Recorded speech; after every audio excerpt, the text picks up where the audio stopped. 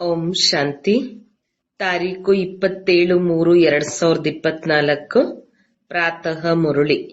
ಮಧುರ ಮಕ್ಕಳೇ, ಸತ್ಯವನ್ನು ತಿಳಿಸುವವರು ಒಬ್ಬ ತಂದೆಯಾಗಿದ್ದಾರೆ. ಆದ್ದರಿಂದ ತಂದೆಯಿಂದಲೇ ಕೇಳಿ, ಮನುಷ್ಯರಿಂದಲ್ಲ. ಒಬ್ಬ ತಂದೆಯಿಂದ ಕೇಳುವವರೇ ಜ್ಞಾನಿಗಳು. ಪ್ರಶ್ನೆ: ಯಾವ ಆತ್ಮಗಳು ದೇವಿ ದೇವತಾ ಮನೆತನದವರಾಗಿರುವರೋ ಅವರ ಮುಖ್ಯ ಲಕ್ಷಣಗಳು ಏನಾಗಿರುತ್ತದೆ? ಉತ್ತರ: ದೇವಿ ದೇವತಾ ಧರ್ಮದವರಿಗೆ ಈ ಜ್ಞಾನವು ಬಹಳ ಒಳ್ಳೆಯದು ಮತ್ತು ಮಧುರವೆನಿಸುತ್ತದೆ. ಅವರು ಮನುಷ್ಯ ಮತವನ್ನು ಬಿಟ್ಟು ಈಶ್ವರ್ಯ ಮತದಂತೆ ನಡೆಯತೊಡಗುತ್ತಾರೆ. ಅವರ ಬುದ್ಧಿಯಲ್ಲಿ ಬರುತ್ತದೆ, ಶ್ರೀಮತದಿಂದಲೇ ನಾವು ಶ್ರೇಷ್ಠರಾಗುತ್ತೇವೆ. ಈಗ ಇದು ಪುರುಷೋತ್ತಮ ಸಂಗಮ ಯುಗವು ನಡೆಯುತ್ತಿದೆ. ನಾವೇ ಉತ್ತಮ ಪುರುಷರು ಆಗಬೇಕಾಗಿದೆ. ಓಂ ಶಾಂತಿ. ಮಧುರಾತಿ ಮಧುರ ಆತ್ಮೀಯ ಮಕ್ಕಳೇ, ಆತ್ಮ ಅಭಿಮಾನಿಗಳಾಗಿ ದೇಹದ ಅಭಿಮಾನವನ್ನು ಬಿಟ್ಟು ತನ್ನನ್ನು ಆತ್ಮನೆಂದು ತಿಳಿಯಿರಿ. ಇದು ಸಹ ನಿಮಗೆ ಗೊತ್ತಿದೆ, ಪರಮಾತ್ಮ ಒಬ್ಬರೇ ಆಗಿದ್ದಾರೆ. ಬ್ರಹ್ಮನಿಗೆ ಪರಮಾತ್ಮನೆಂದು ಹೇಳಲಾಗುವುದಿಲ್ಲ. ಬ್ರಹ್ಮನ 84 ಜನ್ಮಗಳ ಕಥೆಯು ನಿಮಗೆ ಗೊತ್ತಿದೆ. ಇದು ಅವರ ಅಂತಿಮ ಜನ್ಮವಾಗಿದೆ. ನಾನು ಇವರಲ್ಲಿಯೇ ಬರಬೇಕಾಗುತ್ತದೆ. ಇವರೇ ಪೂರ್ಣ 84 ಜನ್ಮಗಳನ್ನು ಪಡೆದುಕೊಂಡಿದ್ದಾರೆ. ಇವರಿಗೆ ತಿಳಿಸುತ್ತೇನೆ, ತಾವು 84 ಜನ್ಮಗಳನ್ನು ತಿಳಿದುಕೊಂಡಿಲ್ಲ, ನಾನೇ ತಿಳಿಸುತ್ತೇನೆ. ಮೊದಲು ಈ ದೇವಿ ದೇವತೆಗಳಾಗಿದ್ದಿರಿ. ಈಗ ಪುನಃ ಆಗುವುದಕ್ಕಾಗಿ ಪುರುಷಾರ್ಥ ಮಾಡಬೇಕು. ಪುನರ್ಜನ್ಮವು ಮೊದಲ ಜನ್ಮದಿಂದಲೇ ಪ್ರಾರಂಭವಾಗುತ್ತದೆ. ಆದ್ದರಿಂದ ತಂದೆಯು ತಿಳಿಸುತ್ತಾರೆ, ನಾನು ನಿಮಗೆ ಏನನ್ನು ತಿಳಿಸುತ್ತೇನೆಯೋ ಅದು ಸತ್ಯವಾಗಿದೆ. ಉಳಿದಂತೆ ನೀವು ಏನೆಲ್ಲವನ್ನು ಕೇಳಿದ್ದೀರಿ ಅದು ಅಸತ್ಯವಾಗಿದೆ. ನನ್ನನ್ನೇ ಸತ್ಯವೆಂದು ಹೇಳುತ್ತಾರೆ. ಸಚ್ಚತೋ ಬಿಟೋ ನಚ್ಚೆಂದು ಹೇಳುತ್ತಾರೆ. ಅರ್ಥಾತ್ ಸತ್ಯವಾಗಿದ್ದರೆ ಖುಷಿಯಲ್ಲಿ ನರ್ತನ ಮಾಡಿ ಎಂದು ಹೇಳುತ್ತಾರೆ. ಇದು ಜ್ಞಾನದ ನರ್ತನವಾಗಿದೆ. ಅವರು ಕೃಷ್ಣನಿಗೆ ಮುರುಳಿಯನ್ನು ನುಡಿಸಿದನು, ನರ್ತನ ಮಾಡಿದನೆಂದು ತೋರಿಸುತ್ತಾರೆ. ವಾಸ್ತವದಲ್ಲಿ ಕೃಷ್ಣನು ಸತ್ಯಖಂಡದ ಮಾಲೀಕನಾಗಿದ್ದಾನೆ. ಆದರೆ ಇವರನ್ನೂ ಸಹ ಹೀಗೆ ಮಾಡುವವರು ಯಾರು? ಸತ್ಯಖಂಡದ ಸ್ಥಾಪನೆ ಯಾರು ಮಾಡುವರು? ಸತ್ಯಯುಗವು ಸತ್ಯಖಂಡವಾಗಿತ್ತು, ಇದು ಅಸತ್ಯ ಖಂಡವಾಗಿದೆ. ಯಾವಾಗ ಈ ಲಕ್ಷ್ಮೀನಾರಾಯಣರ ರಾಜ್ಯವಿತ್ತೋ ಆಗ ಭಾರತವು ಸತ್ಯಖಂಡವಾಗಿತ್ತು. ಮತ್ಯಾವುದೇ ಖಂಡವಿರಲಿಲ್ಲ. ಸ್ವರ್ಗವೆಲ್ಲಿದೆ ಎಂಬುದನ್ನು ಮನುಷ್ಯರು ತಿಳಿದಿಲ್ಲ. ಆದ್ದರಿಂದ ಯಾರಾದರೂ ಮರಣ ಹೊಂದಿದರೆ ಸ್ವರ್ಗವಾಸಿಗಳಾದರೆಂದು ಹೇಳುತ್ತಾರೆ. ತಂದೆಯು ತಿಳಿಸುತ್ತಾರೆ, ನೀವು ತಲೆ ಕೆಳಕಾಗಿ ನಿಂತಿದ್ದೀರಿ, ಮಾಯೆಗೆ ಅಧೀನರಾಗಿ ಬಿಟ್ಟಿದ್ದೀರಿ. ನಿಮ್ಮನ್ನು ತಂದೆಯು ಬಂದು ಸರಿಪಡಿಸುತ್ತಾರೆ. ನಿಮಗೆ ತಿಳಿದಿದೆ, ಭಕ್ತರಿಗೆ ಭಕ್ತಿಯ ಫಲವನ್ನು ಕೊಡುವವರು ಭಗವಂತನಾಗಿದ್ದಾರೆ. ಈ ಸಮಯದಲ್ಲಿ ಎಲ್ಲರೂ ಭಕ್ತಿಯಲ್ಲಿದ್ದಾರೆ. ಶಾಸ್ತ್ರ ಮೊದಲಾದವುಗಳೆಲ್ಲವೂ ಭಕ್ತಿ ಮಾರ್ಗದ್ದಾಗಿದೆ. ಈ ಗೀತೆಯನ್ನು ಹಾಡುವುದು ಸಹ ಭಕ್ತಿ ಮಾರ್ಗವಾಗಿದೆ. ಜ್ಞಾನ ಮಾರ್ಗದಲ್ಲಿ ಭಜನೆ ಇರುವುದಿಲ್ಲ. ಏಕೆಂದರೆ ನಿಮಗೂ ಸಹ ತಿಳಿದಿದೆ, ನಾವೀಗ ಶಬ್ದದಿಂದ ದೂರ ಹೋಗಬೇಕು, ಹಿಂತಿರುಗಿ ಹೋಗಬೇಕು. ತಂದೆಯು ತಿಳಿಸುತ್ತಾರೆ, ಮಧುರ ಮಕ್ಕಳೇ, ಬಾಯಿಂದ ಹೇ ಭಗವಂತನೇ ಎಂದು ಸಹ ಹೇಳಬಾರದು. ಇದು ಭಕ್ತಿ ಮಾರ್ಗದ ಶಬ್ದವಾಗಿದೆ. ಕಲಿಯುಗದ ಅಂತ್ಯದವರೆಗೂ ಭಕ್ತಿ ಮಾರ್ಗ ನಡೆಯುತ್ತದೆ. ಇದು ಪುರುಷೋತ್ತಮ ಸಂಗಮ ಯುಗವಾಗಿದೆ. ಈ ಸಮಯದಲ್ಲಿ ತಂದೆಯು ಬಂದು ಜ್ಞಾನದಿಂದ ನಿಮ್ಮನ್ನು ಉತ್ತಮ ಪುರುಷರನ್ನಾಗಿ ಮಾಡುತ್ತಾರೆ. ನೀವು ಈಶ್ವರ್ಯ ಮತದಂತೆ ನಡೆಯಿರಿ. ಈಶ್ವರನು ಏನನ್ನು ತಿಳಿಸುತ್ತಾರೆಯೋ ಅದು ಸತ್ಯವಾಗಿದೆ. ತಂದೆಯು ಮನುಷ್ಯನ ತನುವಿನಲ್ಲಿ ಬಂದು ತಿಳಿಸಿಕೊಡುತ್ತಾರೆ, ಮಕ್ಕಳೇ, ನೀವು ಎಷ್ಟೊಂದು ಬುದ್ಧಿವಂತರಾಗಿದ್ದೀರಿ. ಈಗ ನೋಡಿ ಎಷ್ಟು ಬುದ್ಧಿಹೀನರಾಗಿದ್ದೀರಿ. ನೀವೇ ಸತ್ಯಯುಗದಲ್ಲಿದ್ದಿರಿ, ಈಗ ಕಲಿಯುಗದಲ್ಲಿ ಬಂದಿದ್ದೀರಿ. ಯಾರು ಇಲ್ಲಿಯವರಾಗಿರುವರೋ ಅವರಿಗೆ ಈ ಜ್ಞಾನವು ಬಹಳ ಇಷ್ಟವಾಗುತ್ತದೆ ಮತ್ತು ಮಧುರವೆನಿಸುತ್ತದೆ. ಈ ಬ್ರಹ್ಮ ತಂದೆಯೂ ಸಹ ಗೀತೆಯನ್ನು ಓದುತ್ತಿದ್ದರು. ತಂದೆಯು ಸಿಕ್ಕಿರುವುದರಿಂದ ಎಲ್ಲವನ್ನೂ ಬಿಟ್ಟು ಬಿಟ್ಟರು. ಅನೇಕ ಗುರುಗಳನ್ನು ಮಾಡಿಕೊಂಡಿದ್ದರು. ಇವರೆಲ್ಲರೂ ಭಕ್ತಿ ಮಾರ್ಗದ ಗುರುಗಳೆಂದು, ಜ್ಞಾನ ಮಾರ್ಗದ ಗುರು ನಾನೊಬ್ಬನೇ ಆಗಿದ್ದೇನೆ. ಯಾವಾಗ ನನ್ನಿಂದ ಜ್ಞಾನವನ್ನು ಕೇಳುವರೋ ಆಗ ಅವರಿಗೆ ಜ್ಞಾನಿಗಳೆಂದು ಹೇಳಬಹುದು. ಉಳಿದವರೆಲ್ಲರೂ ಭಕ್ತರಾಗಿದ್ದಾರೆ. ಶ್ರೀಮತವೇ ಶ್ರೇಷ್ಠ, ಉಳಿದೆಲ್ಲವೂ ಮನುಷ್ಯ ಮತಗಳಾಗಿವೆ. ಇದು ಈಶ್ವರಿಯ ಮತವಾಗಿದೆ. ಅದು ರಾವಣನ ಮತ, ಇದು ಭಗವಂತನ ಮತವಾಗಿದೆ. ಭಗವಾನುವಾಚ, ನೀವು ಎಷ್ಟೊಂದು ಮಹಾನ್ ಭಾಗ್ಯಶಾಲಿಯಾಗಿದ್ದೀರಿ. ಆದ್ದರಿಂದ ಈಗ ನಿಮ್ಮದು ವಜ್ರ ಸಮಾನ ಜನ್ಮವಾಗಿದೆ. ಉಂಗುರದಲ್ಲಿಯೂ ಸಹ ನಡುವೆ ವಜ್ರವನ್ನು ಪೋಣಿಸುತ್ತಾರೆ. ಮಾಲೆಯಲ್ಲಿಯೂ ಸಹ ಮೇಲೆ ಹೂವಿರುತ್ತದೆ, ನಂತರ ದೊಡ್ಡ ಮಣಿ ಇರುತ್ತದೆ. ಇವರ ಹೆಸರಾಗಿದೆ ಆದಿದೇವ, ಆದಿದೇವಿ, ಆದಂ ಬೀಬಿ. ಆದಿದೇವ ಮತ್ತು ಆದಿದೇವಿ ಸಂಗಮ ಯುಗದವರಾಗಿದ್ದಾರೆ. ಸಂಗಮ ಯುಗವೇ ಎಲ್ಲದಕ್ಕಿಂತ ಉತ್ತಮವಾಗಿದೆ. ಈಗಲೇ ಈ ರಾಜ್ಯದ ಸ್ಥಾಪನೆಯಾಗುತ್ತಿದೆ. ಆದ್ದರಿಂದ ಮಕ್ಕಳು ಇಲ್ಲಿಯೇ 16 ಕಲಾ ಸಂಪೂರ್ಣರಾಗಬೇಕು. ತಂದೆಯು ಹಳೆಯ ಪ್ರಪಂಚವನ್ನು ಹೊಸದನ್ನಾಗಿ ಮಾಡಲು ಬರುತ್ತಾರೆ. ಈ ಪ್ರಪಂಚದ ಕಾಲಾವಧಿಯನ್ನು ಸಹ ತಾವು ಮಕ್ಕಳ ವಿನಃ ಮತ್ಯಾರೂ ತಿಳಿದುಕೊಂಡಿಲ್ಲ. ಲಕ್ಷಾಂತರ ವರ್ಷಗಳೆಂದು ಹೇಳುತ್ತಾರೆ. ಇವೆಲ್ಲವೂ ಸುಳ್ಳು ಮಾತುಗಳಾಗಿವೆ. ಸುಳ್ಳು ಮಾಯೆ, ಸುಳ್ಳು ಶರೀರ ಎಂದು ಹೇಳಲಾಗುತ್ತದೆ. ಸತ್ಯವಾದದ್ದು ಹೊಸ ಪ್ರಪಂಚವಾಗಿದೆ. ಇದು ಅಸತ್ಯ ಖಂಡವಾಗಿದೆ. ಮತ್ತೆ ಈ ಅಸತ್ಯ ಖಂಡವನ್ನು ಸತ್ಯಖಂಡವನ್ನಾಗಿ ಮಾಡುವುದು ತಂದೆಯ ಕರ್ತವ್ಯವೇ ಆಗಿದೆ. ಅಂದಾಗ ತಂದೆಯು ತಿಳಿಸುತ್ತಾರೆ, ಭಕ್ತಿ ಮಾರ್ಗದಲ್ಲಿ ಏನೆಲ್ಲವನ್ನು ಓದಿದ್ದೀರೋ ಅದೆಲ್ಲವನ್ನೂ ಮರೆಯಿರಿ. ನಿಮ್ಮದು ಬೇಹದ್ದಿನ ವೈರಾಗ್ಯವಾಗಿದೆ. ಸನ್ಯಾಸಿಗಳಂತೂ ಕೇವಲ ಮನೆ ಮಠವನ್ನು ಬಿಟ್ಟು ಮತ್ತೆ ಇದೇ ಪ್ರಪಂಚದಲ್ಲಿ ಕಾಡಿಗೆ ಹೊರಟು ಹೋಗುತ್ತಾರೆ. ಇದು ಸಹ ನಾಟಕದಲ್ಲಿ ನಿಗದಿಯಾಗಿದೆ. ಏಕೆ ಎನ್ನುವ ಶಬ್ದವೇ ಉದ್ಭವಿಸುವುದಿಲ್ಲ.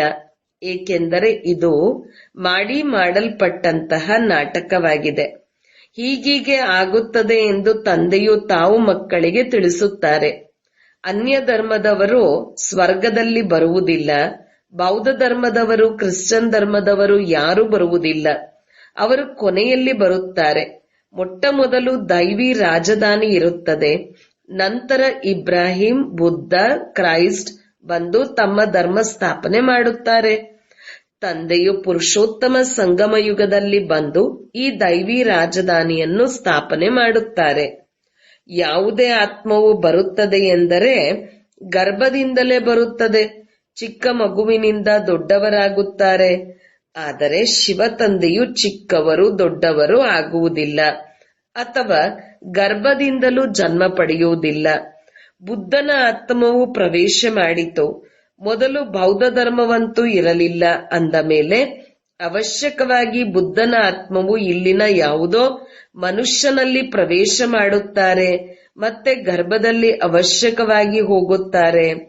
ಬುದ್ಧ ಧರ್ಮವನ್ನು ಒಬ್ಬರೇ ಸ್ಥಾಪನೆ ಮಾಡಿದರು. ನಂತರ ಅವರ ಹಿಂದೆ ಅನೇಕರು ಬಂದರು. ವೃದ್ಧಿಯಾಯಿತು.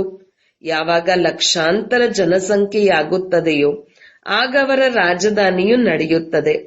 ಬೌದ್ಧಿಯರ ರಾಜ್ಯವೂ ಇತ್ತು. ತಂದೆಯು ತಿಳಿಸುತ್ತಾರೆ, ಇವರೆಲ್ಲರೂ ಕೊನೆಯಲ್ಲಿ ಬರುತ್ತಾರೆ. ಇವರಿಗೆ ಗುರುವೆಂದು ಹೇಳಲಾಗುವುದಿಲ್ಲ, ಒಬ್ಬರೇ ಗುರುವಾಗುತ್ತಾರೆ. ಅವರಂತೂ ತಮ್ಮ ಧರ್ಮದ ಸ್ಥಾಪನೆಯನ್ನು ಮಾಡಿ ನಂತರ ಕೆಳಗೆ ಇಳಿಯುತ್ತಾರೆ. ತಂದೆಯು ಎಲ್ಲರನ್ನೂ ಮೇಲೆ ಕಳುಹಿಸಿದ್ದರು. ಮತ್ತೆ ಮುಕ್ತಿಧಾಮದಿಂದ ಒಬ್ಬೊಬ್ಬರಾಗಿ ಕೆಳಗೆ ಬರುತ್ತಾರೆ. ನೀವು ಸಹ ಜೀವನ್ಮುಕ್ತಿಯಿಂದ ಕೆಳಗೆ ಬರುತ್ತೀರಿ. ಹಾಗೆಯೇ ಅವರು ಮುಕ್ತಿಯಿಂದ ಕೆಳಗೆ ಬರುತ್ತಾರೆ. ಅವರ ಮಹಿಮೆ ಎಲ್ಲಿಯದು? ಜ್ಞಾನವಂತೂ ಆ ಸಮಯದಲ್ಲಿ ಪ್ರಾಯಲೋಪವಾಗುತ್ತದೆ. ತಂದೆಯು ಗತಿ ಸದ್ಗತಿಗಾಗಿ ಜ್ಞಾನವನ್ನು ಕೊಡುತ್ತಾರೆ. ಅವರು ಗರ್ಭದಲ್ಲಿ ಬರುವುದಿಲ್ಲ. ಇವರ ತನುವಿನಲ್ಲಿ ಕುಳಿತಿದ್ದಾರೆ. ಇವರಿಗೆ ಇನ್ನೊಂದು ಹೆಸರಿಲ್ಲ. ಅನ್ಯರಿಗೆ ಶರೀರದ ಹೆಸರಿರುತ್ತದೆ. ಇವರು ಪರಮಾತ್ಮನಾಗಿದ್ದಾರೆ, ಜ್ಞಾನ ಸಾಗರನಾಗಿದ್ದಾರೆ. ಈ ಜ್ಞಾನವು ಮೊದಲು ಆದಿ ಸನಾತನ ದೇವಿ ದೇವತಾ ಧರ್ಮದ ಆತ್ಮಗಳಿಗೆ ಸಿಗುತ್ತದೆ. ಏಕೆಂದರೆ ಅವರಿಗೆ ಭಕ್ತಿಯ ಫಲ ಸಿಗಬೇಕಾಗಿದೆ. ಭಕ್ತಿಯನ್ನು ನೀವೇ ಪ್ರಾರಂಭಿಸುತ್ತೀರಿ. ನಿಮಗೆ ಫಲ ಕೊಡುತ್ತೇನೆ. ಉಳಿದವರೆಲ್ಲರೂ ಬೈಪ್ಲೋಟ್ ಆಗಿದೆ. ಅವರು 84 ಜನ್ಮಗಳನ್ನು ಪಡೆದುಕೊಳ್ಳುವುದಿಲ್ಲ. ತಂದೆಯು ತಿಳಿಸುತ್ತಾರೆ, ನೀವೀಗ ಆತ್ಮ ಅಭಿಮಾನಿಗಳು ಆಗಿ. ಸತ್ಯಯುಗದಲ್ಲಿಯೂ ಸಹ ತಿಳಿಯುತ್ತಾರೆ, ಒಂದು ಶರೀರವನ್ನು ಬಿಟ್ಟು ಇನ್ನೊಂದು ಶರೀರವನ್ನು ಪಡೆದುಕೊಳ್ಳುತ್ತೇವೆಂದು. ದುಃಖದ ಮಾತಿರುವುದಿಲ್ಲ, ವಿಕಾರದ ಮಾತಿಲ್ಲ. ವಿಕಾರಗಳು ರಾವಣ ರಾಜ್ಯದಲ್ಲಿರುತ್ತವೆ. ಸತ್ಯಯುಗವು ನಿರ್ವಿಕಾರಿ ಪ್ರಪಂಚವಾಗಿದೆ. ನೀವು ತಿಳಿಸಿದರೂ ಸಹ ಅವರು ಒಪ್ಪುವುದೇ ಇಲ್ಲ. ಕಲ್ಪದ ಹಿಂದಿನ ರೀತಿ ಯಾರು ಒಪ್ಪಿರುತ್ತಾರೆಯೋ ಅವರೇ ಪದವಿಯನ್ನು ಪಡೆಯುತ್ತಾರೆ. ಯಾರು ಒಪ್ಪುವುದಿಲ್ಲವೋ ಅವರು ಪಡೆಯುವುದಿಲ್ಲ. ಸತ್ಯಯುಗದಲ್ಲಿ ಎಲ್ಲರೂ ಪವಿತ್ರ ಸುಖ ಶಾಂತಿಯಲ್ಲಿರುತ್ತಾರೆ. ಎಲ್ಲರ ಮನೋಕಾಮನೆಗಳು 21 ಜನ್ಮಗಳಿಗಾಗಿ ಈಡೇರುತ್ತವೆ. ಸತ್ಯಯುಗದಲ್ಲಿ ಯಾವುದೇ ಕಾಮನೆ ಇರುವುದಿಲ್ಲ. ದವಸ ಧಾನ್ಯ ಎಲ್ಲವೂ ಅಪಾರವಾಗಿ ಸಿಕ್ಕಿಬಿಡುತ್ತವೆ. ಈ ಬಾಂಬೆಯು ಮೊದಲು ಇರಲಿಲ್ಲ. ದೇವತೆಗಳು ಉಪ್ಪಿನ ಜಮೀನಿನಲ್ಲಿರುವುದಿಲ್ಲ. ಎಲ್ಲಿ ಸಿಹಿ ನೀರಿನ ನದಿಗಳಿದ್ದವೋ ಅಲ್ಲಿದ್ದರು. ಕೆಲವರೇ ಮನುಷ್ಯರಿದ್ದರು. ಒಬ್ಬೊಬ್ಬರಿಗೆ ಬಹಳಷ್ಟು ಜಮೀನಿರುತ್ತದೆ. ಸುಧಾಮನು 2 ಹಿಡಿ ಅವಲಕ್ಕಿಯನ್ನು ಕೊಟ್ಟನು, ಮಹಲು ಸಿಕ್ಕಿಬಿಟ್ಟಿತು ಎಂದು ತೋರಿಸುತ್ತಾರೆ. ಮನುಷ್ಯರು ಈಶ್ವರಾರ್ಥವಾಗಿ ದಾನ ಪುಣ್ಯ ಮಾಡುತ್ತಾರೆ. ಈಶ್ವರನು ಭಿಕಾರಿ ಏನು? ಅವರಂತೂ ದಾತನಾಗಿದ್ದಾರೆ. ಇನ್ನೊಂದು ಜನ್ಮದಲ್ಲಿ ಈಶ್ವರನು ಬಹಳಷ್ಟು ಕೊಡುತ್ತಾನೆಂದು ತಿಳಿಯುತ್ತಾರೆ. ನೀವು 2 ಹಿಡಿ ಕೊಡುತ್ತೀರಿ. ಹೊಸ ಪ್ರಪಂಚದಲ್ಲಿ ಬಹಳಷ್ಟು ಪಡೆಯುತ್ತೀರಿ. ನೀವು ಖರ್ಚು ಮಾಡಿ ಎಲ್ಲರಿಗೆ ಶಿಕ್ಷಣ ಸಿಗಲೆಂದು ಸೇವಾ ಕೇಂದ್ರವನ್ನು ತೆರೆಯುತ್ತೀರಿ. ತಮ್ಮ ಧನವನ್ನು ಖರ್ಚು ಮಾಡುತ್ತೀರಿ. ಮತ್ತೆ ರಾಜ್ಯ ಭಾಗ್ಯವನ್ನು ನೀವೇ ಪಡೆಯುತ್ತೀರಿ. ತಂದೆಯು ತಿಳಿಸುತ್ತಾರೆ, ನಾನೇ ನಿಮಗೆ ನನ್ನ ಪರಿಚಯವನ್ನು ಕೊಡುತ್ತೇನೆ. ನನ್ನ ಪರಿಚಯ ಯಾರಿಗೂ ಇಲ್ಲ. ನಾನು ಮತ್ಯಾರ ತನುವಿನಲ್ಲಿ ಬರುವುದಿಲ್ಲ. ಯಾವಾಗ ಪತಿತ ಪ್ರಪಂಚವನ್ನು ಪರಿವರ್ತನೆ ಮಾಡಬೇಕೋ ಆಗ ಒಂದೇ ಬಾರಿ ಬರುತ್ತೇನೆ. ನಾನು ಪತಿತ ಪಾವನನಾಗಿದ್ದೇನೆ. ನನ್ನ ಪಾತ್ರವೇ ಸಂಗಮ ಯುಗದಲ್ಲಿದೆ. ಅದು ಸಹ ನಿಖರವಾದ ಸಮಯದಲ್ಲಿ ಬರುತ್ತೇನೆ. ಶಿವತಂದೆಯು ಇವರಲ್ಲಿ ಯಾವಾಗ ಪ್ರವೇಶವಾಗುತ್ತಾರೆಂದು ನಿಮಗೇನು ತಿಳಿಯುತ್ತದೆ? ಕೃಷ್ಣನ ತಿಥಿ, ತಾರೀಕು, ನಿಮಿಷ, ಗಳಿಗೆಗಳನ್ನು ಬರೆಯುತ್ತಾರೆ. ಆದರೆ ಇವರಿಗೆ ಯಾವುದೇ ನಿಮಿಷ, ಗಳಿಗೆಯನ್ನು ಸೂಚಿಸಲು ಸಾಧ್ಯವಿಲ್ಲ. ಈ ಬ್ರಹ್ಮರವರಿಗೂ ಸಹ ಗೊತ್ತಿರಲಿಲ್ಲ. ಯಾವಾಗ ತಂದೆಯು ಇವರಲ್ಲಿ ಬಂದು ಜ್ಞಾನವನ್ನು ತಿಳಿಸಿದರೂ ಆಗ ತಿಳಿಯಿತು, ಆಕರ್ಷಣೆಯಾಗುತ್ತದೆ. ಇವರ ಬ್ರಹ್ಮನ ಆತ್ಮದಲ್ಲಂತೂ ತುಕ್ಕು ಹಿಡಿದಿತ್ತು. ಯಾವಾಗ ಪರಮಪಿತ ಪರಮಾತ್ಮನು ಇವರಲ್ಲಿ ಪ್ರವೇಶ ಮಾಡಿದರೋ ಆಗ ನಿಮಗೆ ಆಕರ್ಷಣೆಯಾಯಿತು. ನೀವು ಓಡಿ ಬಂದಿರಿ. ನೀವು ಯಾವುದೇ ಚಿಂತೆ ಮಾಡಲಿಲ್ಲ. ತಂದೆಯು ತಿಳಿಸುತ್ತಾರೆ, ನಾನಂತೂ ಸಂಪೂರ್ಣ ಪವಿತ್ರನಾಗಿದ್ದೇನೆ. ನೀವಾತ್ಮರಲ್ಲಿ ಹಿಡಿದಿರುವ ತುಕ್ಕು ಹೇಗೆ ಹೋಗುವುದು? ನಾಟಕದಲ್ಲಿ ಎಲ್ಲಾ ಆತ್ಮಗಳಿಗೆ ತಮ್ಮ ತಮ್ಮ ಪಾತ್ರವು ಸಿಕ್ಕಿದೆ. ಇವು ಬಹಳ ಗುಹ್ಯವಾದ ಮಾತುಗಳಾಗಿವೆ. ಆತ್ಮವು ಎಷ್ಟು ಚಿಕ್ಕದಾಗಿದೆ. ದಿವ್ಯ ದೃಷ್ಟಿಯ ಹೊರತು ಅದನ್ನು ಯಾರೂ ನೋಡಲು ಸಾಧ್ಯವಿಲ್ಲ.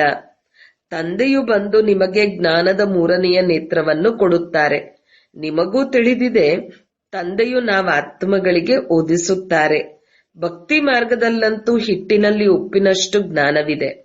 ಹೇಗೆ ಭಗವಾನುವಾಚ ಶಬ್ದವು ಸರಿಯಾಗಿದೆ, ಆದರೆ ಮತ್ತೆ ಕೃಷ್ಣನೆಂದು ಹೇಳುವುದರಿಂದ ಅದು ತಪ್ಪಾಗಿ ಬಿಡುತ್ತದೆ. ಮನ್ಮನಾಭವ ಶಬ್ದವು ಸರಿಯಾಗಿದೆ. ಇದು ಗೀತೆಯ ಯುಗ ಆಗಿದೆ. ಭಗವಂತನು ಈ ಸಮಯದಲ್ಲಿಯೇ ಈ ರಥದಲ್ಲಿ ಬರುತ್ತಾರೆ. ಇದನ್ನು ಅವರು ಕುದುರೆ ಗಾಡಿಯನ್ನು ತೋರಿಸಿ ಅದರಲ್ಲಿ ಕೃಷ್ಣನು ಕುಳಿತಿರುವಂತೆ ತೋರಿಸುತ್ತಾರೆ. ಭಗವಂತನ ಈ ರಥವೆಲ್ಲಿ, ಕುದುರೆ ಗಾಡಿಯಲ್ಲಿ? ಏನು ತಿಳಿದುಕೊಳ್ಳುವುದಿಲ್ಲ. ಇದು ಬೇಹದ್ದಿನ ಮನೆಯಾಗಿದೆ. ತಂದೆಯು ಎಲ್ಲ ಆತ್ಮಗಳಿಗೆ, ಮಕ್ಕಳಿಗೆ 21 ಜನ್ಮಗಳಿಗಾಗಿ ಆರೋಗ್ಯ, ಭಾಗ್ಯ, ಸಂತೋಷವನ್ನು ಕೊಡುತ್ತಾರೆ. ಇದು ಸಹ ಅನಾದಿ ಅವಿನಾಶಿ ಮಾಡಲ್ಪಟ್ಟಂತಹ ನಾಟಕವಾಗಿದೆ. ಇದು ಯಾವಾಗ ಪ್ರಾರಂಭವಾಯಿತೆಂದು ಹೇಳಲು ಸಾಧ್ಯವಿಲ್ಲ. ಚಕ್ರವು ಸುತ್ತುತ್ತಲೇ ಇರುತ್ತದೆ. ಈ ಸಂಗಮ ಯುಗದ ಬಗ್ಗೆ ತಂದೆಯು ತಿಳಿಸುತ್ತಾರೆ. ಈ ನಾಟಕವು 5000 ವರ್ಷಗಳದ್ದಾಗಿದೆ. ಅರ್ಧದಲ್ಲಿ ಸೂರ್ಯವಂಶಿ ಚಂದ್ರವಂಶೀಯರು, ಇನ್ನರ್ಧದಲ್ಲಿ ಅರ್ಥಾತ್ 2500 ವರ್ಷಗಳಲ್ಲಿ ಮತ್ತೆಲ್ಲ ಧರ್ಮಗಳು ಬರುತ್ತವೆ. ನಿಮಗೆ ತಿಳಿದಿದೆ, ಸತ್ಯಯುಗವೇ ನಿರ್ವಿಕಾರಿ ಪ್ರಪಂಚವಾಗಿದೆ. ನೀವೀಗ ಯೋಗ ಬಲದಿಂದ ವಿಶ್ವದ ರಾಜ್ಯಭಾಗ್ಯವನ್ನು ಪಡೆಯುತ್ತೀರಿ. ಕ್ರಿಶ್ಚಿಯನ್ನರು ಸ್ವಯಂ ತಿಳಿಯುತ್ತಾರೆ, ನಮಗೆ ಯಾರೋ ಪ್ರೇರೇಪಿಸುತ್ತಿದ್ದಾರೆ. ಆದ್ದರಿಂದ ನಾವು ವಿನಾಶಕ್ಕಾಗಿ ಇವೆಲ್ಲ ಅಣ್ವಸ್ತ್ರಗಳನ್ನು ತಯಾರಿಸುತ್ತೇವೆ. ಅದರಿಂದ ಒಂದು ಪ್ರಪಂಚವೇನು 10 ಪ್ರಪಂಚಗಳನ್ನೇ ಸಮಾಪ್ತಿ ಮಾಡಬಲ್ಲೆವು ಎಂದು ಹೇಳುತ್ತಾರೆ. ತಂದೆಯು ತಿಳಿಸುತ್ತಾರೆ, ಮಕ್ಕಳೇ, ನಾನು ಸ್ವರ್ಗ ಸ್ಥಾಪನೆ ಮಾಡಲು ಬಂದಿದ್ದೇನೆ. ಬಾಕಿ ವಿನಾಶವನ್ನಂತೂ ಇವರು ಮಾಡುತ್ತಾರೆ. ಒಳ್ಳೆಯದು. ಮಧುರಾತಿ ಮಧುರ ಅಗಲಿ ಹೋಗಿ ಮರಳಿ ಸಿಕ್ಕಿರುವ ಮಕ್ಕಳ ಪ್ರತಿ ಮಾತಾಪಿತಾ ಬಾಬ್ದಾದರವರ ನೆನಪು, ಪ್ರೀತಿ ಹಾಗೂ ಸುಪ್ರಭಾತ. ಆತ್ಮೀಯ ಮಕ್ಕಳಿಗೆ ಆತ್ಮೀಯ ತಂದೆಯ ನಮಸ್ತೆ. ಧಾರಣೆಗಾಗಿ ಮುಖ್ಯ ಸಾರ. 1. ಬೇಹದ್ದಿನ ವೈರಾಗಿಗಳಾಗಿ ಇಲ್ಲಿಯವರೆಗೆ ಭಕ್ತಿಯಲ್ಲಿ ಏನೆಲ್ಲವನ್ನು ಓದಿದ್ದೀರಿ ಹಾಗೂ ಕೇಳಿದ್ದೀರೋ ಅದೆಲ್ಲವನ್ನೂ ಮರೆಯಬೇಕು. ಒಬ್ಬ ತಂದೆಯಿಂದ ಕೇಳಿ ಅವರ ಶ್ರೀಮತದಿಂದ ಸ್ವಯಂ ಅನ್ನು ಶ್ರೇಷ್ಠ ಮಾಡಿಕೊಳ್ಳಬೇಕು. 2. ಹೇಗೆ ತಂದೆಯು ಸಂಪೂರ್ಣ ಪವಿತ್ರರಾಗಿದ್ದಾರೆ, ಅವರಲ್ಲಿ ಯಾವುದೇ ತುಕ್ಕಿಲ್ಲ, ಹಾಗೆಯೇ ನೀವು ಸಹ ಪವಿತ್ರರಾಗಬೇಕಾಗಿದೆ. ನಾಟಕದ ಪ್ರತಿಯೊಬ್ಬ ಪಾತ್ರಧಾರಿಯ ಪಾತ್ರವು ಕರಾರುವಕ್ಕಾಗಿದೆ. ಈ ಗುಹ್ಯ ರಹಸ್ಯವನ್ನು ತಿಳಿದು ನಡೆಯಬೇಕು. ವರದಾನ: ತಂದೆ ಮತ್ತು ವರದಾತ ಈ ಡಬಲ್ ಸಂಬಂಧದಿಂದ ಡಬಲ್ ಪ್ರಾಪ್ತಿ ಮಾಡುವಂತಹ ಸದಾ ಶಕ್ತಿಶಾಲಿ ಆತ್ಮ ಭವ. ಸರ್ವಶಕ್ತಿಗಳು ತಂದೆಯ ಆಸ್ತಿ ಮತ್ತು ವರದಾತನ ವರದಾನವಾಗಿದೆ.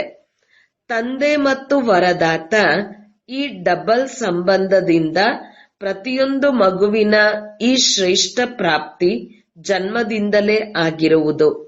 ಜನ್ಮದಿಂದಲೇ ತಂದೆ ತನ್ನ ಮಗನಿಗೆ ಸರ್ವಶಕ್ತಿಗಳಿಗೆ ಮಾಲೀಕನನ್ನಾಗಿ ಮಾಡಿಬಿಡುತ್ತಾರೆ.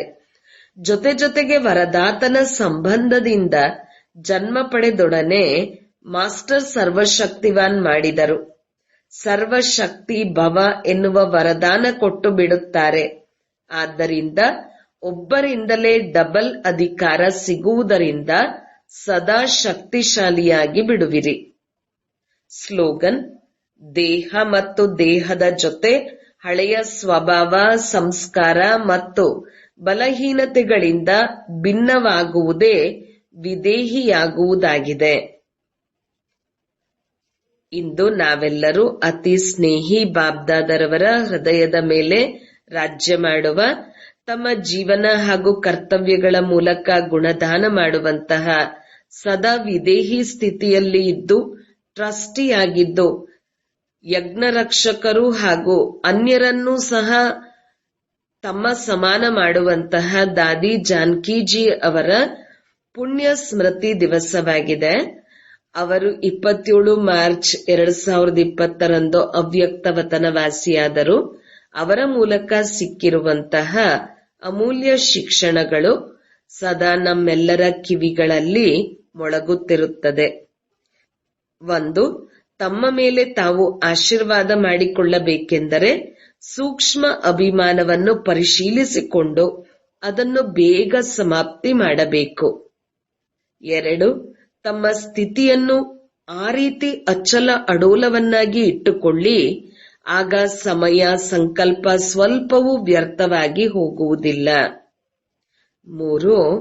ಪ್ರಪಂಚದ ದುಃಖ ನೋವನ್ನು ದೂರ ಮಾಡುವುದಕ್ಕಾಗಿ ಮುಗ್ಧ ಹಾಗೂ ಮಧುರರಾಗಿ ತಾಯಿಯ ಸಮಾನ ಪಾಲನೆಯನ್ನು ಕೊಡಿ. 4. ಅಧಿಕ ಯೋಚಿಸುವುದು, ಮಾತನಾಡುವುದು ಹಾಗೂ ಚಿಂತೆ ಮಾಡುವುದರಿಂದ ಶಕ್ತಿ ಖರ್ಚಾಗುತ್ತಾ ಹೋಗುತ್ತದೆ. ಶಾಂತವಾಗಿದ್ದರೆ ಶಕ್ತಿ ಜಮಾ ಆಗುತ್ತದೆ. 5. ಪರಚಿಂತನೆ ಹಾಗೂ ದ್ವೇಷದ ದೃಷ್ಟಿಯನ್ನು ಸಮಾಪ್ತಿ ಮಾಡಿಸುವ ಚಿಂತನೆ ಹಾಗೂ ಪ್ರಭು ಚಿಂತನೆ ಮಾಡಿ. 6. ಅದೃಷ್ಟವಂತರು ಹಾಗೂ ಆನಂದಮಯವಾಗಿ ಇರಬೇಕೆಂದರೆ ಬಾಬರವರ ಆಶೀರ್ವಾದಗಳನ್ನು ಪಡೆದುಕೊಳ್ಳುತ್ತಾ ಹೋಗಿ. 7. ಯಾರ ತಪ್ಪನ್ನು ಸಹ ಚಿತ್ತದಲ್ಲೂ ಇಟ್ಟುಕೊಳ್ಳಬಾರದು.